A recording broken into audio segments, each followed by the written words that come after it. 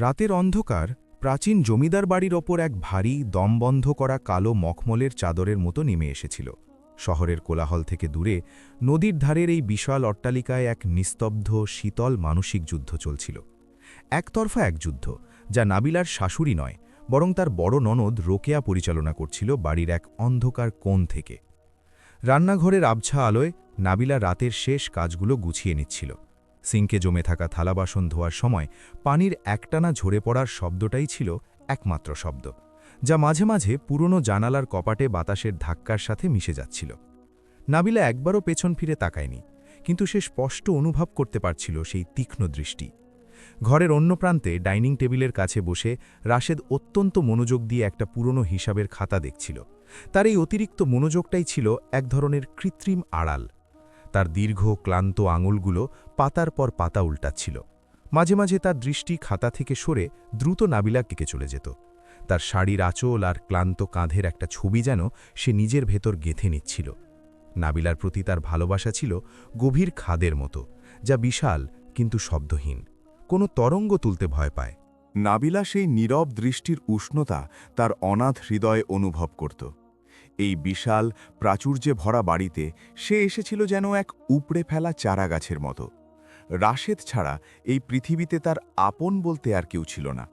একটা ম্লান হাসি তার ঠোঁটের কোণে ফুটে উঠত, যদি না ঘরের ঠিক পেছনের অন্ধকার বারান্দায় তৃতীয় কারো উপস্থিতি থাকত।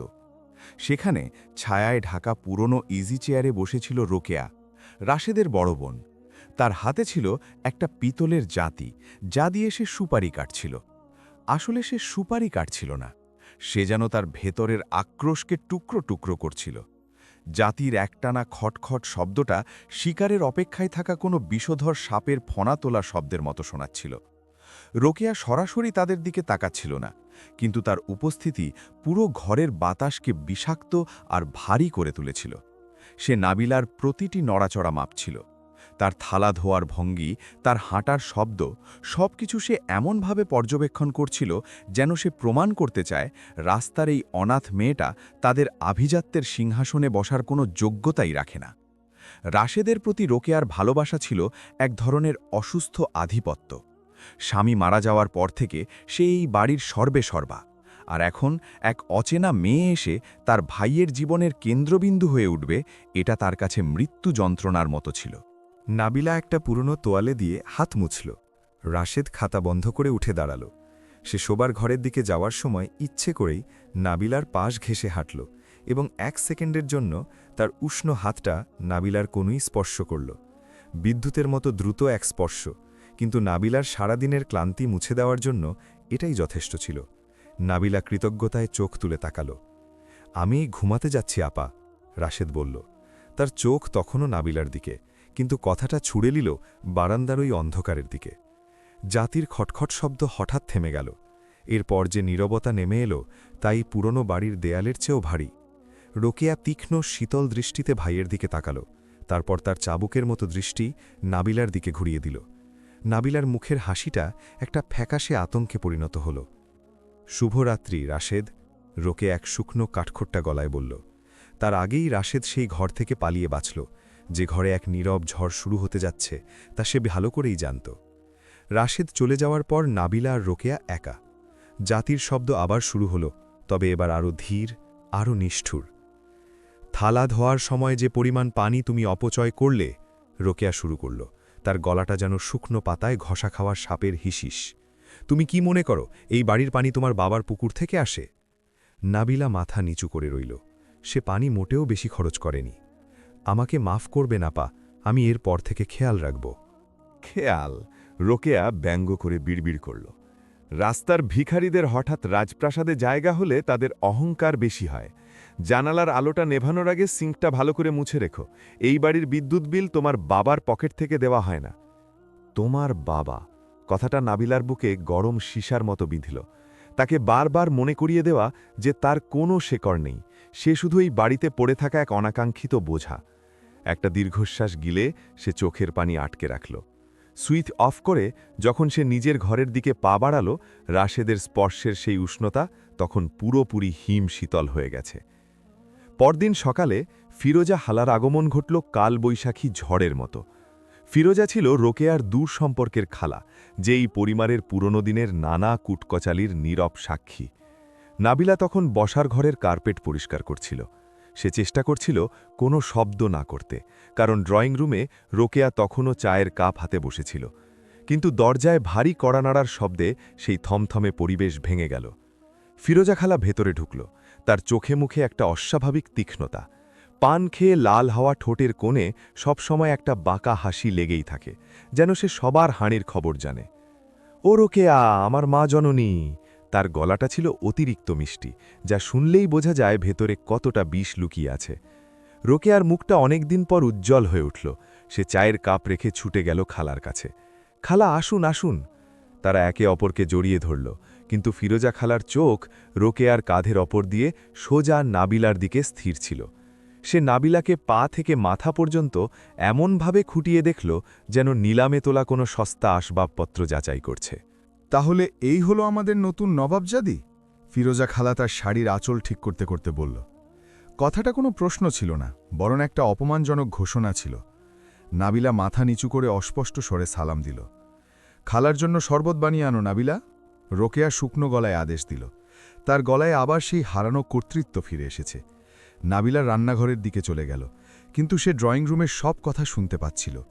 ফিরোজা খালা সোফায় এমনভাবে বসল যেন সে এই বাড়ির বিচারক। তোর মুখটা একটু শুকনো কেন রে রোকেয়া? ফিরোজা খালা বিষাক্ত মিষ্টি গলায় শুরু করল। আমি তো জানি তুই রাশেদকে কতটা আগলে রাখিস, ছোটবেলা থেকে তাকে নিজের হাতে মানুষ করেছিস। রোকেয়া এক গভীর দীর্ঘশ্বাস ফেলল। কি আর বলবো খালা, নিজের বলতে তো আর কেউ নেই। সারাটা জীবন ভাইয়ের জন্য বিলিয়ে দিলাম, আর এখন কোথাকার কোন রাস্তার মেয়ে এসে তাকে আমার কাছ থেকে কেড়ে নিচ্ছে। এমন কথা বলিস না রোকেয়া। ফিরোজা খালার গলায় মেকি সহানুভূতি ঝরে পড়ল। রাশেদ তোরই থাকবে। তবে সে একটু থামল, যেন কোনো গভীর সত্য প্রকাশ করতে যাচ্ছে। মেয়েটাকে আমার সুবিধার মনে হলো না, অতিরিক্ত শান্ত। এই ধরনের শান্ত মেয়েদের ভেতরে বিষাক্ত সাপ লুকিয়ে থাকে। নাবিলা শরবতের গ্লাস হাতে শক্ত হয়ে দাঁড়িয়ে রইল। তার হাতের আঙুলগুলো সাদা হয়ে গেছে। সে বুঝতে পারল ফিরোজা খালা এখানে শুধুই বেড়াতে আসেনি, সে এসেছে রোকেয়ার মনে বোনা সন্দেহের বীজে পানি ঢালতে। নাবিলা শরবত নিয়ে ফিরে এলো। ফিরোজা খালা শরবতের গ্লাস হাতে নিয়ে এক চুমুক খেয়ে মুখটা বিকৃত করল। লেবু এত কম কেন? চিনিও তো গলেনি। রাশেদ তো কড়া মিষ্টি শরবত পছন্দ করে। তোকে এসব কেউ শেখায়নি? রোকেয়া নাবিলার দিকে এক বিজয়ী ফিষ্টিতে তাকাল। আমি শিখে নেব। নাবিলা তার ভেঙে পড়া আত্মসম্মান কুড়িয়ে কোনো মতে বলল। ফিরোজা খালা হাসল, এক হিম শীতল হাসি। অবশ্যই শিখবে, আমরা তো তোমাকে শেখানোর জন্যই আছি। নাবিলা স্পষ্ট দেখতে পেল কিভাবে রোকেয়া আর ফিরোজা খালা একে অপরের দিকে তাকিয়ে চোখের ইশারায় কথা বলছে। তাদের ছায়াগুলো দেয়ালে পড়ে যেন এক দানবের রূপ নিয়েছে, যারা মিলে নাবিলার আত্মাকে গুড়িয়ে দেওয়ার ফন্দি আটছে। ফিরোজা খালার আসার পর থেকে দিনগুলো যেন পাথরের মতো ভারী হয়ে উঠল। বাড়ির বাতাসে এক অদ্ভুত দম বন্ধ করা অপেক্ষা। একদিন রাশেদ অফিস থেকে প্রচণ্ড ক্লান্ত হয়ে ফিরল। নাবিলা অনেক যত্ন করে রাশেদের পছন্দের কাচ্চি বিরিয়ানি রান্না করেছিল। সবাই ডাইনিং টেবিলে বসল। ফিরোজা খালাও তখন সেখানে উপস্থিত। রাশেদ প্রথম লোকমা মুখে তুলতেই তার মুখটা পাথরের মতো শক্ত হয়ে গেল। সে দ্রুত খাবারটা থুতু দিয়ে ফেলে পানির গ্লাস এক নিঃশ্বাসে খালি করে ফেলল। কি হয়েছে রাশেদ? নাবিলা আতঙ্কে জিজ্ঞেস করল। রাশেদ প্লেটটা দূরে ঠেলে দিল। তার চোখে এক ভয়ঙ্কর নীরবতা। ঝাল, এটা পুরোটাই কাঁচামরিচের গুঁড়ো। নাবিলার শিরদাঁড়া বেয়ে ঠান্ডা স্রোত নেমে গেল। সে একটু খাবার মুখে দিয়ে দেখল গলা পর্যন্ত যেন আগুনে পুড়ে গেল। এত ঝাল কোনো মানুষ খেতে পারে না। আমি জানি না কিভাবে। সে তোতলাতে লাগল।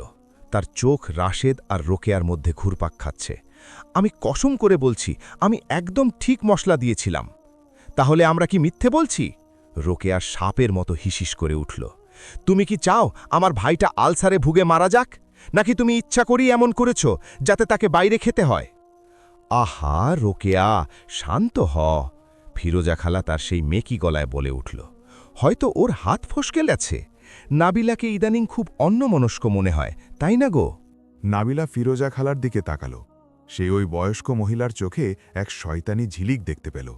রান্নার শেষ দিকে ফিরোজা খালা পানি খাওয়ার বাহানায় রান্নাঘরে ঢুকেছিল। আমি নাবিলা কোনো শব্দ খুঁজে পেল না। রাশেদ কোনো কথা না বলে উঠে দাঁড়াল। তার এই নীরবতা যে কোনো গালাগালির চেয়েও ভয়ঙ্কর ছিল। সে ঘর থেকে বেরিয়ে গেল, আর তার দরজা বন্ধ করার শব্দটা নাবিলার গালে একটা শক্ত চাড়ের মতো লাগল। নাবিলা রান্নাঘরে ছুটে গিয়ে কাঁদতে কাঁদতে সেই যত্ন করে রাধা খাবার ডাস্টবিনে ফেলে দিল। এরপর থেকে শুরু হলো ফিসফিসানি।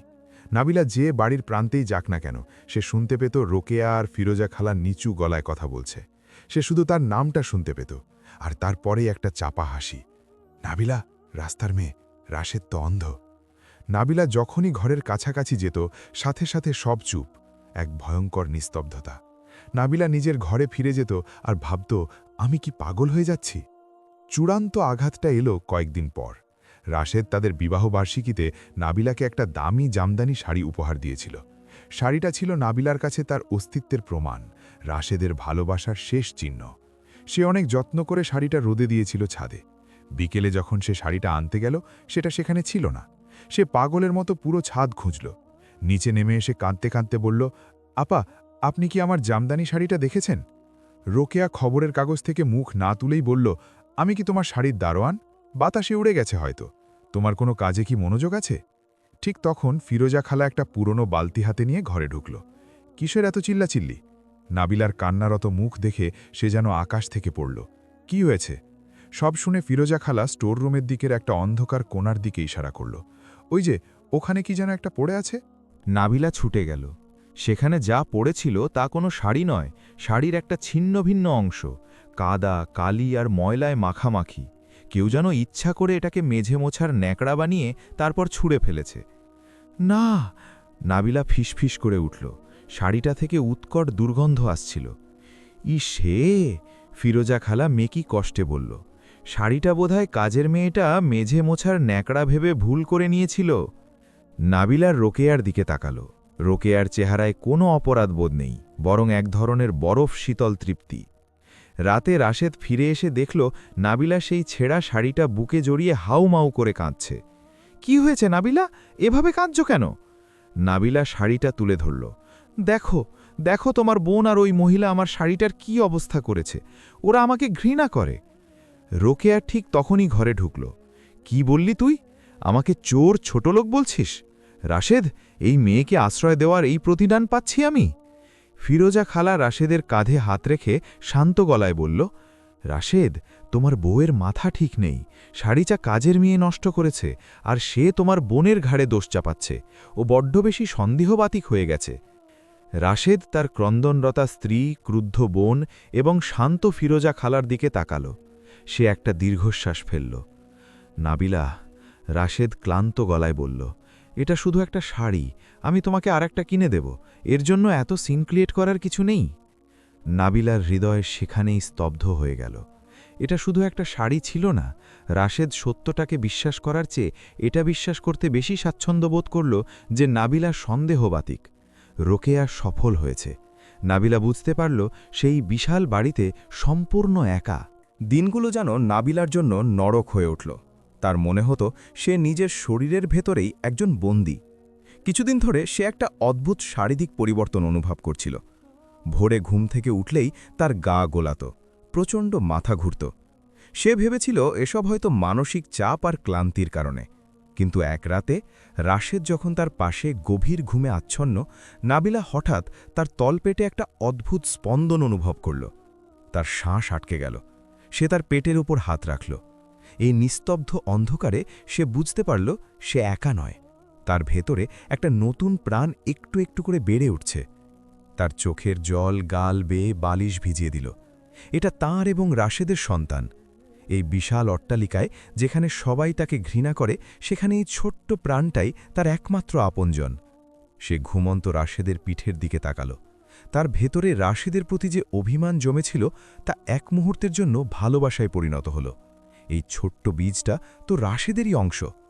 কিন্তু পরমুহূর্তেই এক আদিম আতঙ্ক তাকে গ্রাস করল। রোকেয়া আর ফিরোজা খালা যদি জানতে পারে, তবে তারা এই বাচ্চাকেও শেষ করে দেবে, ঠিক যেমন করে তারা তার শাড়িটাকে ছিন্ন ভিন্ন করেছিল। সে সিদ্ধান্ত নিল এই রহস্য সে আপাতত নিজের বুকেই লুকিয়ে রাখবে। পরদিন সকালে নাবিলা যখন আয়নার সামনে দাঁড়াল, সে আর সেই ভীতু মেয়েটি রইল না। তার চোখের নিচে কালি, মুখ ফ্যাকাশে, কিন্তু তার দৃষ্টিতে এক নতুন ইস্পাত কঠিন দৃঢ়তা। সে এখন একজন মা। সে শুধু নিজেকে নয়, তার ভেতরের প্রাণটিকেও রক্ষা করবে। কিন্তু নাবিলার এই গোপন সত্য বেশিদিন লুকিয়ে রাখা সম্ভব হল না।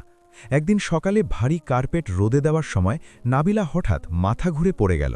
ফিরোজা খালা, যে সবসময় ছায়ার মতো তাকে অনুসরণ করত, ছুটে এলো। নাবিলার ফ্যাকাশে মুখ আর পেটের উপর রাখা তার প্রতিরক্ষামূলক হাত দেখে ফিরোজা খালার ঠোঁটে এক শয়তানি হাসি ফুটে উঠল। ও মা, রোকেয়া, এদিকে আয়। ফিরোজা খালা চিৎকার করে উঠল। দেখে যা, তোর রাস্তার বৌমা তো দেখি এই বাড়ির শিকড় মজবুত করার ব্যবস্থা করে ফেলেছে। রোকেয়া ছুটে এলো। তার চোখ মুখ শক্ত হয়ে গেল। কি বলছিস তুই? আরে বুঝছিস না, পেটে বাচ্চা। নাবিলা জমে গেল। ঠিক সেই মুহূর্তে রাশেদ ঘরে ঢুকল। কি হয়েছে? শোনো রাশেদ, ফিরোজা খালা ব্যঙ্গ করে বলল, তোমার এতিম বউ তো তোমাকে বাবা বানাচ্ছে। রাশেদের চোখে এক সেকেন্ডের জন্য একটা অদ্ভুত আনন্দ ঝিলিক দিয়ে উঠল। নাবিলা, এটা কি সত্যি? কিন্তু সে নাবিলার কাছে যাওয়ার আগেই পাহাড়ের মতো মাঝখানে এসে দাঁড়াল। বাবা, কার বিনিময়ে? আমার বিনিময়ে? এই মেয়েটা, রোকেয়া ঘৃণায় নাবিলার দিকে আঙুল তুলল। এই বিষধর সাপটা এখন বাচ্চা পেটে ধরেছে, যাতে আমাকে এই বাড়ি থেকে ঘাড় ধাক্কা দিয়ে বের করে দিতে পারে। এ বাড়ির সম্পত্তির লোভে ওই ফাঁদ পেতেছে। রাশেদের মুখ থেকে আনন্দের আভা মুছে গেল। আপা, কি বলছো এসব? এটা তো খুশির খবর। খুশির খবর? রোকেয়া পাগলের মতো হাসতে লাগল। তোর জন্য খুশির খবর হতে পারে, কিন্তু আমি এই রাস্তার ভিখারিকে এ বাড়ির মালকিন হতে দেব না। নাবিলা রাশেদের দিকে তাকাল, চোখে বাঁচার আকুতি। কিন্তু রাশেদ নীরব রইল। সে তার বোন আর স্ত্রীর মাঝখানে পিষ্ট হয়ে মাথা নিচু করে ঘর থেকে বেরিয়ে গেল। রাশেদ চলে যাওয়ার পর শুরু হলো আসল নির্যাতন। রোকেয়া আর ফিরোজা খালা বুঝতে পারল শারীরিক পরিশ্রমে নাবিলাকে ভাঙা যাচ্ছে না। নাবিলার গর্ভের সন্তান দিন দিন বড় হচ্ছে। তাদের লক্ষ্য এখন নাবিলা নয়, তাদের লক্ষ্য রাশেদের মন থেকে নাদিলার শেষ চিহ্নটুকু মুছে ফেলা। তাকে এমনভাবে রাশেদের সামনে উপস্থাপন করতে হবে যেন রাশেদ নিজেই তাকে ছুঁড়ে ফেলে দেয়। সুযোগ এসে গেল কয়েকদিন পরই। রোকেয়া, ফিরোজা খালা একদিন ফিসফিস করে বলল, তোর মায়ের সেই হীরের ব্রোচটা কোথায়? আমি তো দেখেছি নাবিলা ওই আলমারির দিকে কেমন লোভী চোখে তাকায়। রোকেয়া বুঝতে পারল খালার উদ্দেশ্য। সে মায়ের সেই প্রাচীন মূল্যবান হীরের ব্রোচটা বের করল। এই ব্রোচটা রাশেদের কাছে তার মৃত মায়ের শেষ স্মৃতি, নিজের প্রাণের চেয়েও প্রিয়। সেদিন রাতে নাবিলা আর রাশেদ ঘুমানোর পর ফিরোজা খালা বিড়ালের মতো নিঃশব্দে নাবিলার ঘরে ঢুকল। তার হাতে সেই হীরের ব্রোচ। সে খুব সাবধানে নাবিলার পুরনো কাপড়ের ট্রাঙ্কের একদম নিচে জায়নামাজের ভাজের ভেতর ব্রোচটা লুকিয়ে রাখল। অন্ধকারে তার মুখে এক পৈশাচিক হাসি ফুটে উঠল। ফাঁদ পাতা শেষ। পরদিন সকালে এক ভয়ঙ্কর চিৎকারে বাড়ির সবার ঘুম ভাঙল। চুরি হয়ে গেছে, আমার মায়ের স্মৃতি চুরি হয়ে গেছে। রোকেয়া বুকে চাপড়াতে চাপড়াতে ড্রয়িং রুমে লুটিয়ে পড়ল। রাশেদ ছুটে এলো। কি হয়েছে আপা? মায়ের হীরের ব্রোচটা আলমারিতে নেই, এই বাড়িতে চোর ঢুকেছে রাশেদ। রাশেদের চোখ মুখ রাগে লাল হয়ে গেল। কিভাবে সম্ভব? বাইরের কেউ তো আসেনি। বাইরের মানুষের দরকার কি যখন চোর ঘরের ভেতরেই থাকে? ফিরোজা খালা সরাসরি নাবিলার দিকে আঙুল তুলল। খালা, কি বলছেন এসব? নাবিলা আতঙ্কে পিছিয়ে গেল। আমি ঠিকই বলছি। আমি কাল রাতে দেখেছি তুই রোকেয়ার ঘরের দিকে উঁকি ঝুঁকি মারছিস। আমি চুরি করিনি রাশেদ, তুমি বিশ্বাস করো। নাগিলা কাঁদতে কাঁদতে রাশেদের হাত ধরল। কিন্তু রাশেদের চোখ তখন অন্ধ রাগে জ্বলছে। যদি চুরি না করে থাকো তবে তোমার ট্রাঙ্কটা খুলে দেখাও। নাবিলা কাঁপতে কাঁপতে নিজের পুরনো ট্রাঙ্কটার কাছে গেল। ফিরোজা খালা এগিয়ে এসে ট্রাঙ্কটা উল্টে দিল। নাবিলার পুরনো শাড়ি, বইখাতা সব মাটিতে ছড়িয়ে পড়ল, আর তার মাঝখান থেকে ছিটকে বেরিয়ে এলো সেই ঝকঝকে হীরের ব্রোচ। পুরো ঘর নিস্তব্ধ। রোকেয়া ব্রোচটা হাতে তুলে নিয়ে রাশেদের দিকে তাকাল। এমন একটা দৃষ্টি যার অর্থ, আমি কি বলিনি? রাশেদের ভেতর থেকে মানুষটা যেন মরে গেল। সেখানে জেগে উঠল এক প্রতারিত, ক্রুদ্ধ পশু। তার মায়ের শেষ স্মৃতি এই মেয়েটা চুরি করেছে। না রাশেদ, আমি রাখিনি, ওরা রেখেছে। নাবিলা তার বড় পেটে হাত দিয়ে চিৎকার করে উঠল। চুপ থাক বেঈমান। রাশেদ বাঘের মতো গর্জে উঠল। সে নাবিলার হাত এমন শক্ত করে ধরল যে নাবিলা যন্ত্রণায় কেঁপে উঠল। সে নাবিলাকে টেনে হিঁচড়ে বাইরের দিকে নিয়ে চলল। বাইরে তখন কালবৈশাখীর প্রবল ঝড় শুরু হয়েছে। মুষলধারে বৃষ্টি আর বিদ্যুতের চমক। রাশেদ নাবিলাকে উঠোনের একদম শেষ প্রান্তে বাগানের এক কোণায় থাকা পরিত্যক্ত আধভাঙা গুদাম ঘরের দিকে টেনে নিয়ে গেল। এই ঘরে পুরনো আসবাব আর ইঁদুর ছাড়া কিছুই থাকে না। রাশেদ, আমার বাচ্চা, আমাকে মেরো না, নাবিলা বৃষ্টির মধ্যে হোঁচট খেতে খেতে বলল। রাশেদ তাকে ধাক্কা দিয়ে সেই ঘুটঘুটে অন্ধকার গুদামঘরের স্যাঁতস্যাঁতে মেঝেতে ফেলে দিল। তুই এই বাড়ির যোগ্য নস, তোর জায়গায় ডাস্টবিনে। তারপর সে বাইরে থেকে ভারী লোহার ছিটকিনিটা আটকে দিল। নাবিলা অন্ধকারে একা পড়ে রইল। পুরনো আসবাবের পচা গন্ধ, ইঁদুরের দৌড়াদৌড়ি আর বাইরে ঝড়ের গোঁ গোঁ শব্দ। তার মনে হল সে এক্ষুনি মরে যাবে। কিন্তু তার চেয়েও ভয়ঙ্কর কিছু ঘটার বাকি ছিল। ভয়ের চোটে এবং আছাড় খেয়ে পড়ার কারণে তার তলপেটে হঠাৎ এক তীব্র প্রাণঘাতী ব্যথা মোচড় দিয়ে উঠল। না, আল্লাহ, এখন না! নাবিলা অন্ধকারে ফিসফিস করে উঠল। ব্যথাটা এত তীব্র ছিল যে তার মনে হলো কেউ যেন তার শরীরটাকে দুভাগ করে ছিঁড়ে ফেলছে। সে বুঝতে পারল তার সময় হয়ে গেছে। এই পরিত্যক্ত নোংরা গুদামে ঝড়ের রাতে তাকে একা একা সন্তান জন্ম দিতে হবে। সে ব্যথায় চিৎকার করতে চাইল, কিন্তু মেঘের গর্জনে তার গলা ডুবে গেল। একটা পুরনো বস্তা কামড়ে ধরে সে ব্যথার ঢেরুগুলো সহ্য করতে লাগল। তার ভেতরের মাতৃত্বের প্রবৃত্তি সাপের মতো ফনা তুলে দাঁড়াল। আমি তোকে মরতে দেব না, সে তার অনাগত সন্তানকে উদ্দেশ্য করে অন্ধকারে চিৎকার করে উঠল। আমি বাঁচব, তুইও বাঁচবি। ঘণ্টার পর ঘণ্টা কেটে গেল। তীব্র যন্ত্রণার এক পর্যায়ে নাবিলা তার জীবনের শেষ শক্তিটুকু দিয়ে ধাক্কা গেল। একটা চাপা আর্তনাদ, আর তারপর সব শান্ত, কেবল বৃষ্টির শব্দ। অন্ধকারে হাতড়ে নাবিলা একটা ছোট ভিজে নিথর শরীর খুঁজে পেল। বাচ্চাটা কাঁদছে না। শ্বাস নে বাবা, শ্বাস নে। সে পাগলের মতো বাচ্চাটাকে বুকে চেপে ধরল। তার কাছে কোনো ব্লেড বা কাঁচি ছিল না। এক আদিম বন্যতায় সে নাড়িটা দাঁত দিয়ে কামড়ে ধরল। রক্তের নোনতা স্বাদ তার মুখে ভরে গেল। সে নিজের দাঁত দিয়ে নাড়িটা ছেড়ে ফেলল। আর ঠিক তখনই একটা ক্ষীণ দুর্বল কান্নার শব্দ শোনা গেল। বাচ্চাটা শ্বাস নিচ্ছে। এটা একটা ছেলে। নাবিলা তার নিজের শাড়ির আঁচল ছিঁড়ে বাচ্চাটাকে পেঁচিয়ে নিল। কনকনে ঠান্ডায় বাচ্চাটার শরীর নীল হয়ে যাচ্ছিল। নাবিলা নিজের শরীরের সব কাপড় খুলে ফেলে বাচ্চাটাকে নিজের বুকের চামড়ার সাথে জড়িয়ে ধরল, যেন তার শরীরের শেষ উষ্ণতাটুকু দিয়ে সে তার ছেলেকে বাঁচিয়ে রাখবে। তারপর সে জ্ঞান হারিয়ে মেঝেতে লুটিয়ে পড়ল। ভোরে বাগানের মালি বৃদ্ধ কাশেম চাচা কাজে এসে গুদামঘরের দরজা বন্ধ দেখে অবাক হল। সে ছিটকিনি খুলে ভেতরে উকি দিল, আর যা দেখল তাতে তার হাত থেকে কাঁচি পড়ে গেল। রক্ত আর কাদার মধ্যে নাবিলা প্রায় নগ্ন অবস্থায় পড়ে আছে। তার বুকে একটা নীল রঙের নবজাতক। সে এক ভয়ঙ্কর চিৎকার করে উঠল, যা পুরো জমিদার বাড়িকে কাঁপিয়ে দিল। সবাই ছুটে এলো। রাশেদ যখন এই দৃশ্য দেখল, তার রক্ত শূন্য হয়ে গেল। সে ভেবেছিল নাবিলা হয়তো গুদামে বসে শুধু কাঁদবে, কিন্তু এই দৃশ্য নাবিলাকে মৃত মনে হচ্ছিল। নাবিলা! সে পাগলের মতো ছুটে যেতে চাইল, কিন্তু কাশেম চাচা তাকে বাধা দিল। বাড়ির কাজের মেয়েরা নাবিলাকে আর বাচ্চাটাকে উদ্ধার করে ভেতরে নিয়ে গেল। রাশেদ যখন বুঝতে পারল যে সে তার নিজের স্ত্রী আর সন্তানকে প্রায় মেরেই ফেলেছিল, তখন সে রাগে ফেটে পড়ে রোকেয়ার দিকে তেড়ে গেল। আপা, আপনি আমাকে দিয়ে এটা কি করালেন? আপনি ওকে খুন করতে চেয়েছিলেন। কিন্তু রোকেয়া ঘাবড়াল না। সে সাথে সাথে বুকে হাত দিয়ে মেঝের উপর লুটিয়ে পড়ার ভান করল। ওরে বাবারে, আমার হার্ট, আমি মরে গেলাম, রোকেয়া কাঁদতে কাঁদতে বলল। আমি কি জানতাম না কি ওর এমন হবে? আমি তো শুধু চোরকে শাস্তি দিতে চেয়েছিলাম, আর তুই সেই চোরের জন্য তোর মায়ের মতো বড় বোনকে খুন করতে চাইছিস। রাশেদ আবার থমকে গেল।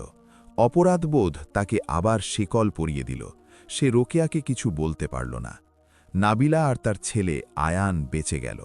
নাবিলাকে আবার মূল বাড়িতে আনা হলো, কিন্তু সে এখন এই বাড়ির একজন বন্দী ছাড়া আর কিছু নয়। সে কারো সাথে কথা বলত না। সে শুধু বাঘিনীর মতো তার ছেলেকে আগলে রাখত।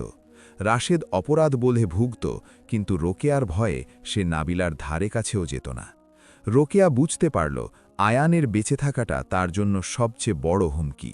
এই বাচ্চা থাকলে রাশেদ কোনোদিন নাবিলাকে তালাক দেবে না, তাই সে পথ বদলাল। একদিন নাবিলা রান্নাঘরে আয়ানকে দোলনায় রেখে পানি আনতে গিয়েছিল। রোকেয়া সেই সুযোগে ফুটন্ত গরম পানির জগ নিয়ে দোলনার কাছে গেল। সে ইচ্ছা করেই গরম পানিটা আয়ানের পায়ের ওপর ফেলে দিল। আয়ান ভয়ঙ্কর চিৎকারে কেঁদে উঠল। নাবিলা ছুটে এসে দেখল আয়ানের পা লাল হয়ে ফোসকা পড়ে গেছে। খুনি পিশাচি! নাবিলা রোকেয়ার ওপর ঝাঁপিয়ে পড়ল। তুই আমার ছেলেকে পুড়িয়ে দিয়েছিস! আমি ইচ্ছে করে করিনি, ও তো নড়ে উঠেছিল। রোকেয়া মিথ্যা কান্নায় ভেঙে পড়ল। রাশেদ ছুটে এলো। রোকেয়া আর ফিরোজা খালা মিলে এমনভাবে বোঝালো যে নাবিলাই বাচ্চাটাকে একা রেখে গিয়েছিল, এটা স্রেফ একটা দুর্ঘটনা। রাশেদ আবার দ্বিধায় পড়ল। সে ভাবল নাবিলা হয়তো সত্যিই মানসিক ভারসাম্য হারিয়েছে। কিন্তু রোকেয়া বুঝতে পারল শুধু দুর্ঘটনা দিয়ে কাজ হবে না, তাকে এমন কিছু করতে হবে যা চিরস্থায়ী। 1 মাস পরের কথা। নাবিলা তখনও তার ছেলেকে নিয়ে সব সময় আতঙ্কে থাকে। এক সন্ধ্যায় ফিরোজা খালা নাবিলার ঘরের দরজায় এসে দাঁড়াল। তার হাতে একটা বাটি, বাটিটা একটা সাদা রুমাল দিয়ে ঢাকা। নাবিলা মা, ফিরোজা খালা এমনভাবে কাঁদল যেন সে সত্যিই অনুতপ্ত। আমাকে মাফ করে দে মা, আমি আর রোকেয়া অনেক ভুল করেছি, আমরা বুঝতে পেরেছি। তুই এই বাড়ির লক্ষ্মী। রাশেদ আমাদের সাথে কথাই বলে না, তুই যদি এই পায়েসটুকু খাস তাহলে বুঝব তুই আমাদের মাফ করেছিস। নাবিলা অবাক হয়ে তাকাল। সে অনেক ক্লান্ত ছিল। এই প্রতিদিনের স্নায়ুযুদ্ধ তাকে শেষ করে দিচ্ছিল। সে শুধু একটু শান্তি চাইত। ফিরোজা খালার চোখের পানি দেখে তার মনে হল হয়তো এরা সত্যিই পাল্টে গেছে। সে বাটিটা নিল। পায়েসটা খুব মিষ্টি ছিল। নাবিলা ক্লান্তিতে অর্ধেকটা খেয়ে ফেলল। একটু পর আয়ান কেঁদে উঠলে সে তাকে বুকের দুধ খাওয়াল। দুধ খাওয়ার পর আয়ান শান্ত হয়ে ঘুমিয়ে পড়ল। নাবিলাও একটু চোখ বন্ধ করে শান্তির নিঃশ্বাস নিল। কিন্তু হঠাৎ আয়ান কেমন যেন একটা অদ্ভুত শব্দ করল। নাবিলা চোখ মেলে দেখল আয়ানের শরীরটা শক্ত হয়ে যাচ্ছে, তার ঠোঁট আর আঙুলগুলো ভয়ঙ্কর দ্রুত গতিতে নীল হয়ে যাচ্ছে। সে আর শ্বাস নিচ্ছে না। না, আয়ান! নাবিলা পাগলের মতো চিৎকার করে উঠল। সে আয়ানকে ঝাঁকাতে লাগল। তার চিৎকারে রাশেদ ছুটে এলো। আয়ানের নীল শরীর দেখে সে জমে গেল। ঠিক তখনই নাবিলার পেটে এক ভয়ঙ্কর মোচড় দিয়ে উঠল। সে ফ্লোরে বমি করতে শুরু করল। নাবিলার চোখ গেল টেবিলের ওপর রাখা সেই অর্ধেক খাওয়া পায়েসের বাটির দিকে। পায়েস! নাবিলা বমি করতে করতেই গোঙাতে গোঙাতে বলল, তোর বোন ফিরোজা খালা পায়েস দিয়েছিল, আমি খেয়ে ওকে দুধ খাইয়েছি। রাশেদের মাথায় যেন আকাশ ভেঙে পড়ল। বিষ! তারা নাবিলাকে বিষ দেয়নি, তারা নাবিলার বুকের দুধের মাধ্যমে আয়ানকে মারতে চেয়েছে। এবার আর কোনো সন্দেহ, কোনো বোন প্রীতি কাজ করল না। সে আয়ানকে এক হাতে ছোঁ মেরে তুলে নিল আর অন্য হাতে ওই পায়েসের বাটিটা নিল। হাসপাতাল! সে চিৎকার করে উঠল। রাশেদ খালি পায়ে উন্মাদ হয়ে দৌড়াতে লাগল হাসপাতালের দিকে। পেছনে নাবিলা বমি করতে করতে আছাড় খেতে খেতে ছুটছে। হাসপাতালে এমার্জেন্সি রুমে ডাক্তার আয়ানের নীল শরীর দেখেই সাথে সাথে অক্সিজেন আর স্টমাক ওয়াশের ব্যবস্থা করলেন। নাবিলাকেও চিকিৎসা দেয়া হলো। রাশেদ পায়েসের বাটিটা ডাক্তারের সামনে রাখল।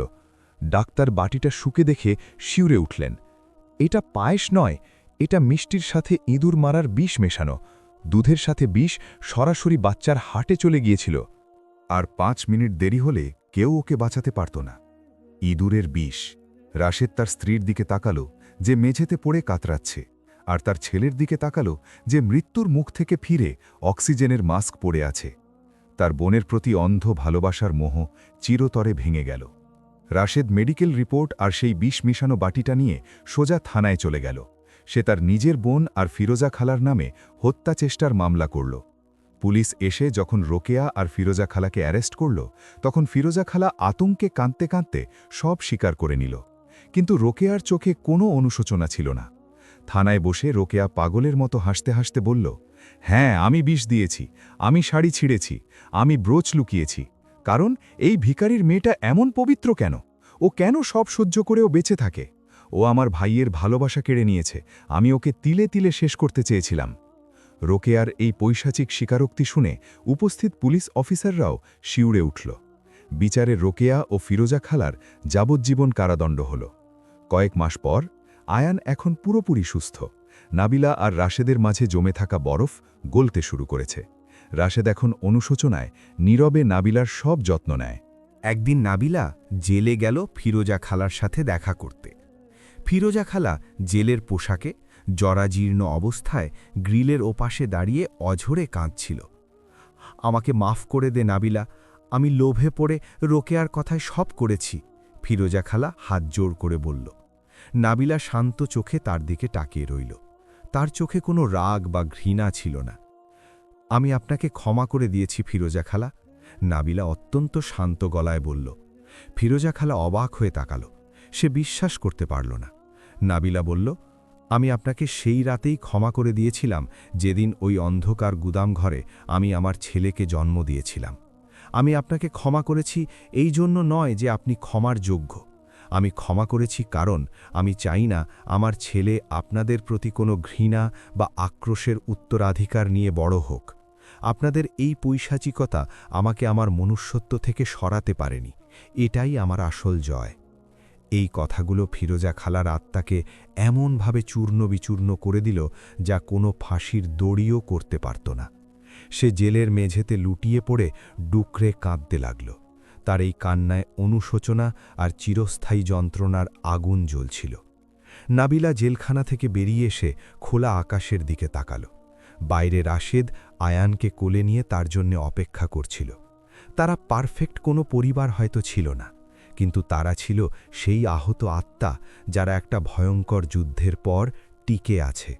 তারা শিখেছে চরম ঘৃণার সবচেয়ে বড় প্রতিশোধ হল তাকে খোলা করে দিয়ে নিজের আত্মাকে পবিত্র রাখা।